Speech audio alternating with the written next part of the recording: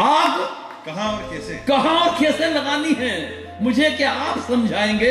अरे हम इस हिंदुस्तान की राजनीति को बरसों से झेल रहे हैं, रोजाना विरोधियों के साथ तरह तरह की आग से खेल रहे हैं। और पंडित जी आप तो बुजुर्ग हैं, आपको तो कम से कम ये बात समझ में आनी चाहिए कि आग दिशा देख कर नहीं, आग तो हवा का रुख देख के लगानी चाहिए। सैल्यूट करता हूं। प्रेम प्यार मोहब्बत की बात है। देखो मैं इन चीजों को लॉजिकली बिल्कुल नहीं मानता। मैं मानता ही नहीं हूं कि कोई इश्क फिश्क होता है, सब फोकट है, तार्किक नहीं है कुछ भी। मैंने तो कभी 4 पंक्तियां लिखी थी कि इश्क मोहब्बत प्यार वफा, किसको इनसे हुआ नफा। मारवाड़ियों, चौथी पंक्ति पहुंच जाए तो गोविंद राठी को शुरू करवा देना।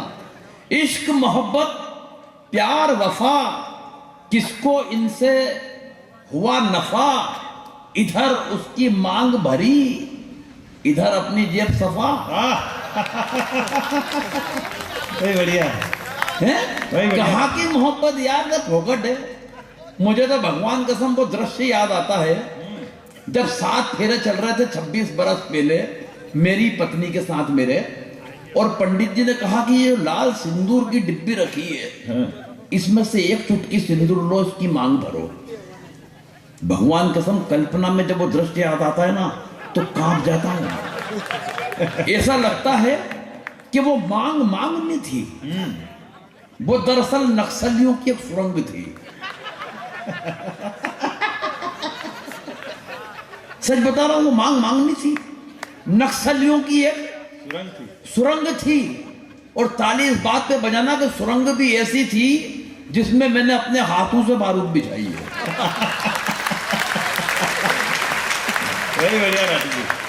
भगवान कसम। और शायद तालियां इस बात पे 2 गुनी बजे कि मांग में बारूद बिछाई, और वो बारूद भी ऐसी बिछाई कि अब रोजाना उसकी मांग के धमाके कोई न कोई नई मांग बन के मेरे कानों में क्या करना।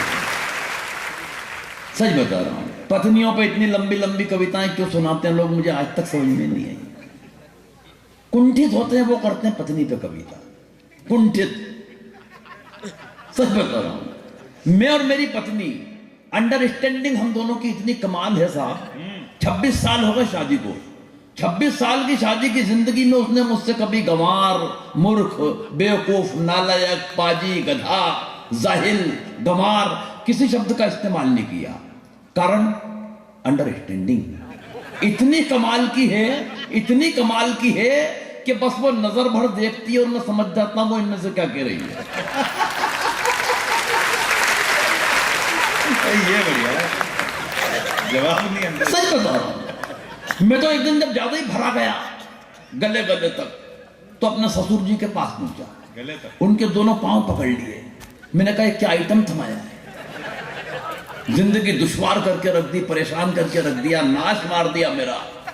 भाई साहब भगवान कसम मुझे कोने में ले गए, और मुझसे जो एक पंक्ति राजीव भाई उन्होंने बोली, वो पंक्ति सुनने के बाद मैं अपना सारा दुख दर्द, तकलीफ, वेदना, कष्ट, यातना सब भूल गया। और मुझे उनसे सिंपैथी हो गई, मुझे। वो मुझे कोने में ले जाके बोले, बेटा मेरी सोच मेरे पास तो इसकी भी मां है।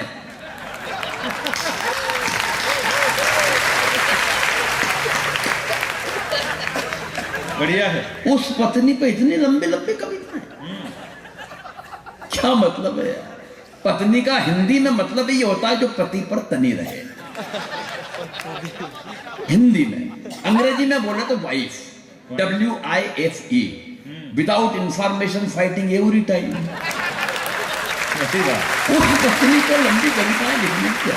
अच्छा ये शॉर्ट फॉर्म है ना, short WIFE wife, short form के हमारे यहाँ क्या फायदे उठा रहे हैं नेता लोग।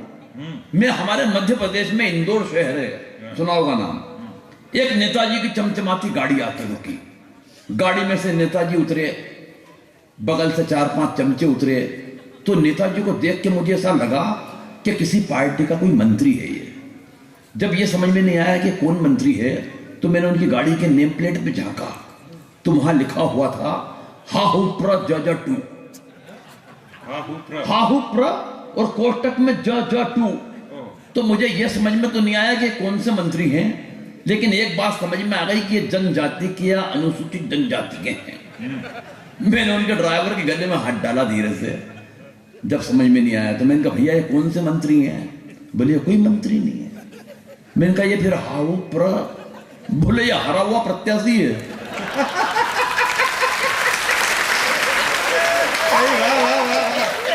तालियां कम आ रही हैं आपकी, और ताली इस बात पे पूरा सदन बजाएगा। मैंने कहा फिर जज क्या है? बोले इसकी जमानत भी जब्त हो गई थी।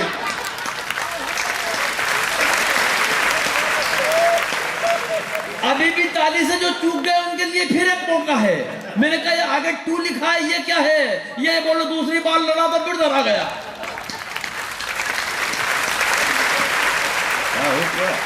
तो हम तो उस प्रदेश से आते हैं जहां इसके भी फायदे उठाए जाते हैं, लेकिन देखो ऐसा नहीं है, नेताओं से अब हमें खतरे ज्यादा नहीं बचे, अब हमें अकल आने लगी, क्योंकि लोग कहीं से भी अकल ले लेते हैं। एक गांव का आदमी एक शहर में दुकानदार के पास पहुंचा, बोले भाई साहब कोई लेटेस्ट आइटम आई हो तो बताओ। दुकानदार ने कहा लेटेस्ट तो कुछ नहीं है, लेकिन फ्रांस से एक चूहे की मूर्ति आई है, देखने में ऐसा लगता है जैसे जीवित चूहा हो। जैसे ही उसने वो मूर्ति बताई डॉक्टर साहब, उसने हाथ में मूर्ति रखी तो उसको ऐसा लगा ग्राहक को कि चूहा हाथ में आ गया जीवित। उसने वो मूर्ति खरीद ली। जैसे ही लेके वो गांव पहुंचा मूर्ति को, तो जितने चूहे थे गांव के उस मूर्ति को देखते उसके पीछे लग गए। वो आदमी तेज चलने लगा, चूहे तेज चलने लगे, वो आदमी दौड़ने लगा, चूहे दौड़ने लगे, वो भागने लगा, चूहे भागने लगे, वो आदमी घबरा गया, उसकी कुछ समझ में नहीं आया। उसने उस मूर्ति को उठाया और कुएं में फेंक दिया। जितने चूहे थे पीछे पीछे कुएं में कूद गए। उस आदमी में अकल आ गई। वो वापस उस दुकानदार के पास गया और बोला भाई साहब किसी नेता की मूर्ति है क्या? तालियां कम है आपकी भाई, कमाल। और तालियां इस बात पे बजाना साहब कि दुकानदार ने उसे नेता की मूर्ति दे दी। जब वो नेता की मूर्ति लेके गांव पहुंचा तो एक भी नेता उसके पीछे नहीं आया। वो वापस दुकानदार के पास आया, उसके सर हो गया कि भाई साहब ये कौन सा नकली आइटम थमा दिया है? आपने मुझे चूहे की दी, सारे चूहे आए, नेता की दी, लेकिन एक भी नेता नहीं आया। दुकानदार ने बोला ठहर देखता हूं। उसने रेपर हटाया, मूर्ति को खोला, और जब मूर्ति को देखा तो वो दुकानदार से हाथ जोड़ के बोला भाई साहब मैंने आपको जल्दीबाजी में नेताजी सुभाष चंद्र बोस की मूर्ति दे दी। वाह वाह वाह वाह वाह। और उनकी कद का अधिकारी इस देश में कौन है जो तुम्हारे पीछे आता है? वाह, बहुत बढ़िया, वाह। दिक्कत यह है इस देश की, तब व्यंग खड़ा होता है। मैं अपना काम उस छोटे मंच से वो पूरा कर चुका हूं जो मेरे जिम्मे का था, लेकिन मैं अगर यहाँ काव्य पाठ के लिए खड़ा हुआ हूं तो सिर्फ इसलिए खड़ा हुआ हूं कि मैं जिस कवि को सुनवाना चाहता हूं, या कहूं कि जिसको मैं भी सुनने आया हूं, वो सुदीप भोला हमारे बीच है। मैं उसकी भूमिका में एक व्यंग सिर्फ 12 पंक्ति का आपके बीच रखूंगा और उसको आवाज दूंगा। पूरा सदन तैयार रहे सुदीप भोला को सुनने के लिए, और व्यंग पहुंच जाए तो मुझे भी बताना कि भाई व्यंग बड़ी बारीक विधा होती है। देखो, हालांकि मैं आपको तो क्या व्यंग सुनाऊं, हिंदुस्तान के हर आदमी के अंदर एक व्यंग्यकार बैठा हुआ है, हर आदमी में। 15-20 मिनट तक जब सब्जी वाले को पानी छींटते हुए ग्राहक ने देखा तो उस ग्राहक के अंदर का व्यंग्यकार जागा। वो बोला भाई साहब भिंडी को होश आ गया हो तो आधा किलो तोल दो। बोलना कौन सा बढ़िया, भिंडी को होश आ गया हो तो देखो। और बारीक व्यंग बताता हूं, और बारीक। एक 90 साल के बुजुर्ग को फोन आया कि हमारी फला फला कंपनी के शेयर खरीद लो, 3 महीने में पकते ही पैसे दोगुने हो जाएंगे। वो बुजुर्ग ने उसे जवाब दिया, बहुत बारीक है लेकिन पहुंच गया तो मजा दे देगा। बुजुर्ग बोले बेटा मैं उम्र के उस पड़ाव पर हूं कि केले तक कच्चे नहीं खरीदता।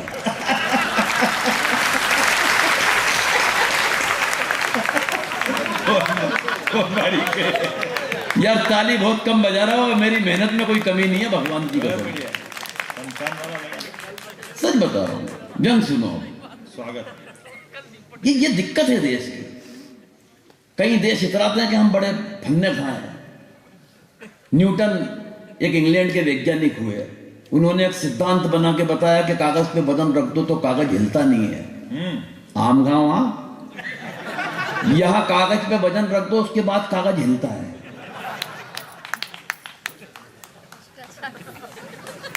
भाई वाह वाह वाह वाह। ये व्यंग है जो आप तक देर से यात्रा करेगा, लेकिन करेगा। सुनिए कि एक दिन देखो, मैं फिर कह रहा हूं कि व्यंग थोड़ा सा यहां से सुन लेना, बस यहां तो बाद में पहुंचना, पहले यहां फिर यहां।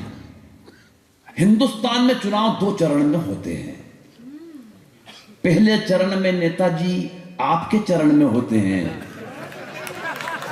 दूसरे चरण में हम नेताजी के चरण में होते हैं। मगर वे कमबख्त ऐसी गहरी नींद सोते हैं कि फिर हम कहीं के नहीं होते हैं। वाह। बस ये व्यंग है। अब सुन लो एक व्यंग, इसके बाद हम सुनते हैं भाई सुदीप भोला को। कि एक दिन खुल गए शहर के भाग हमारे, एक मंत्री जी शमशान घाट के उद्घाटन के लिए पधारे। वाह, बहुत बढ़िया। आइए सर, जल्दी बैठ जाओ वरना कविता शमशान में चली जाएगी। आएगा। एक दिन खुल गए शहर के भाग हमारे, एक मंत्री जी शमशान घाट के उद्घाटन के लिए पधारे। उद्घाटन की पहली रस्म पूरी कराई गई। एक जलते हुए मुर्दे को बुझाकर मंत्री जी के हाथ से अग्नि दिलाई गई। ये आग में जब तक भी लगा सकता हूं जब तक मिलकर सब ताली नहीं बजाएंगे। मैं मुर्दे को झुलस भी सकता हूं। एक जलते हुए मुर्दे को बुझाकर मंत्री जी के हाथ से अग्नि दिलाई गई। इस घटना से कम एक बात का तो पता चलता है कि आदमी का नसीब खराब हो तो वो मरने के बाद भी भुगतता है। आदमी का नसीब खराब हो तो वो मरने के बाद भी भुगतता है। पंडित जी ने कहा, श्रीमान कृपया क्या इस दिशा में आकर अग्नि दिखाएंगे? और व्यंग की अगली पंक्ति पे ये नहीं कहूंगा साहब के ताली बजाना, कसम देता हूं कि ताली रोक के बताना। एक हाथ से दूसरे हाथ को पकड़ लेना कि न बजे, लेकिन दूसरा हाथ पहले हाथ से हाथ छुड़ा ले तो इस पूरे सदन में अभी तक जितनी ना बजी हो, इन खाली कुर्सियों की कसम है आपको, उनकी जवाबदारी भी आपकी दे रहा हूं। खाली जो चले गए लोग उनकी भी, लेकिन मैं जानता हूं कि बजेगी। पंक्ति जिंदगी की सर्वश्रेष्ठ पंक्ति व्यंग की आपके हवाले कर रहा गोविंद राज। पंडित जी ने कहा, श्रीमान कृपया क्या इस दिशा में आकर अग्नि दिखाएंगे? मंत्री जी भन्ना कर बोले, आग कहां और कैसे लगानी है मुझे क्या आप समझाएंगे?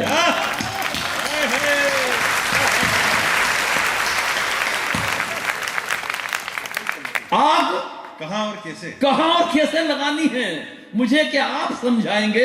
अरे हम इस हिंदुस्तान की राजनीति को बरसों से झेल रहे हैं। रोजाना विरोधियों के साथ तरह तरह की आग से खेल रहे हैं। और पंडित जी आप तो बुजुर्ग हैं, आपको तो कम से कम ये बात समझ में आनी चाहिए कि आग दिशा देख कर नहीं, आप तो हवा का रुख देख के लगानी चाहिए। सैल्यूट करता हूं। आग तो हवा का रुख देखकर लगानी चाहिए। अरे इन मुर्दों से निपटने की हमारी समझ को आप बेवजह नजरअंदाज कर रहे हैं। अरे पंडित जी, वो हम ही तो हैं जो 75 बरस से इन मुर्दों पे राज कर रहे हैं। 75 बरस इन मुर्दों पे राज कर रहे हैं। काश मंत्री जी को पेट की आग और चूल्हे की आग के बारे में भी कुछ पता होता तो दोस्तों इस हिंदुस्तान का नक्शा कोई दूसरा हुआ होता।